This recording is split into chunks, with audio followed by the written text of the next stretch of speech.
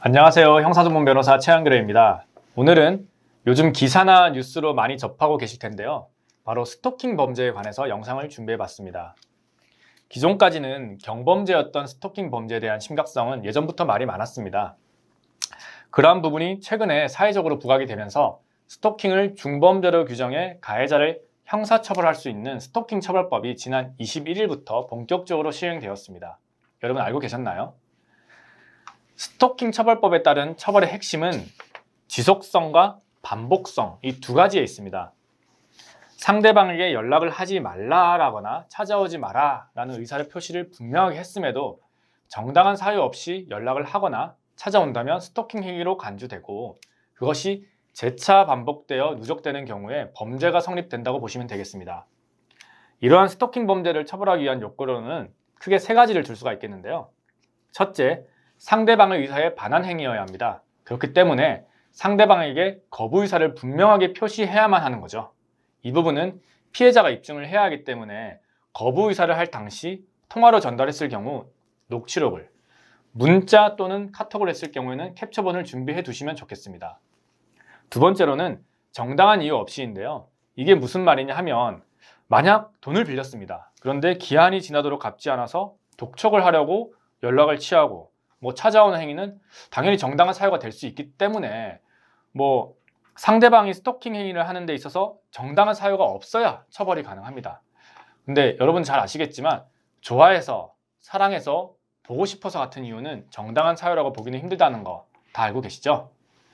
세 번째로, 찾아오거나 연락을 하는 행위입니다. 이 세 번째가 소위 말하는 스토킹 행위라고 생각하시면 됩니다.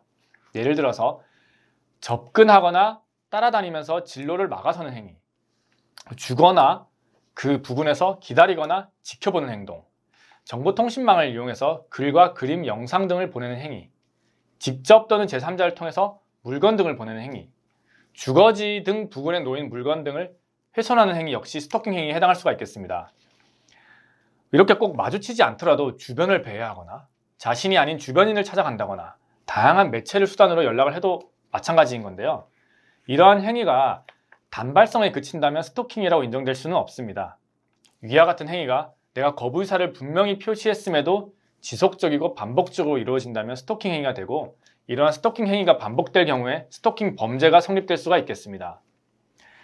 앞서 설명드렸듯이 이전까지는 스토킹 행위를 경범죄로 다뤘기 때문에 과태료 처분 정도로 끝이 났었습니다. 피해자들은 고소를 해도 스토킹 행위를 인정받게 하기도 힘들지만 정말 크지 않은 처벌로 그에 비해서는 후에 보복이 더 무서워서 고소를 주저하는 경우도 발생했었는데요. 새로운 스토킹 처벌법이 시행되고 있는 현 시점에서는 이미 많은 사람들이 구속이 되고 엄중한 처벌이 내려지고 있고 빠르게 인식도 달라지고 있는 추세입니다. 스토킹 행위로 고통을 받고 있으시다면 112에 신고하시거나 문자 메시지로도 신고가 가능하십니다. 방법에 따라 대응하는 차이가 없으니까요. 편리한 방법으로 신고하시면 되겠고요. 지난 10월 21일 법이 시행되고 그 앞전에 이루어진 스토킹 행위가 소급 적용되지는 않겠지만 이전에 행해진 스토킹 행위 역시 재반 사정 등을 고려하여서 조치가 취해지긴 하니까 각별히 유념하셔야겠습니다. 그렇다면 이제 신고가 이루어진 경우에 어떻게 달라졌을까요? 일단 현장에 출동한 경찰이 응급조치를 할 수 있도록 바뀌었습니다. 또한 스토킹 행위가 지속적 또는 반복적으로 진행된 우려가 있다고 판단하는 경우에는 긴급 응급조치와 잠정조치를 할 수 있게 되었습니다. 응급조치의 경우에는 단순 스토킹 행위를 제지하고 경고하는 수준에 그치는데 수사와 동시에 피해자가 원할 경우에는 보호시설로 인도가 가능합니다. 그 이후 경찰관은 스토킹 범죄 예방을 위해 긴급 응급조치를 취할 수도 있고요. 검사는 직권 또는 수사기관의 신청에 따라 잠정조치를 결정할 수도 있습니다. 두 가지 조치 모두 피해자 주변으로부터 100m 이내의 접근금지 명령이 내려지고 전화, 문자, 카톡 등의 통신 매체를 이용한 접근도 금지되어집니다. 하지만 그 두 가지 조치에는 큰 차이가 있는데요. 긴급 응급조치의 경우에는 1천만 원 이하의 과태료가 부과될 수가 있지만 잠정조치의 경우에는 유치장이나 구치소에 유치가 될 수가 있습니다.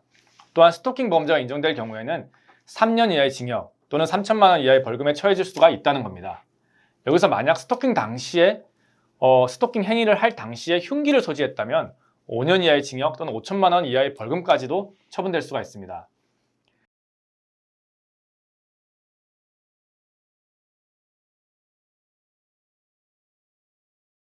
지금까지 말씀드린 내용을 요약해 보자면 지난 10월 21일 이전의 스토킹 행위는 처벌할 수는 없지만 참작 사유는 됩니다. 그렇기 때문에 신고를 할 때 과거의 피해 내용도 정리하여서 준비를 해 놓으시면 정말 좋고요.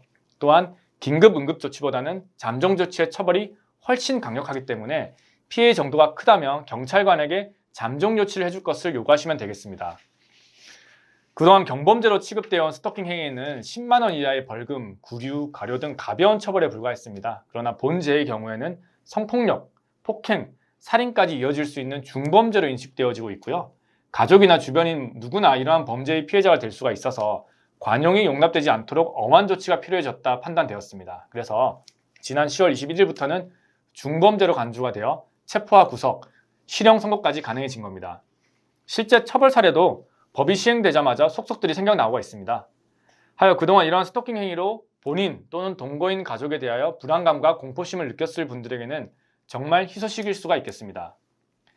스토킹 행위의 경우에 처음에는 단순 관심을 표현하는 행위에서 시작이 되어지곤 합니다. 그러나 비뚤어진 표현이 지속되고 반복된다면 더 이상 관심이나 사랑이란 말로 용납할 수 없는 범죄라는 사실을 유념하셨으면 좋겠습니다. 앞으로는 이렇게 강력한 처벌 규정이 생겼기 때문에 자칫 잘못하게 된다면 전과자로 남게 될 수가 있습니다. 과태료의 경우에는 얼마를 내던 전과가 남지 않았지만 벌금은 10만 원만 내더라도 전과자가 되신다는 걸 유념하셔야겠습니다. 그래서 이러한 스토킹 범죄 사건에 연루가 되셨다면 신속하게 전문 변호인과 상담을 통해 조력을 얻어 올바른 대응 방안을 찾아보셔야겠습니다. 지금까지 형사전문 변호사 최한결이었습니다. 감사합니다.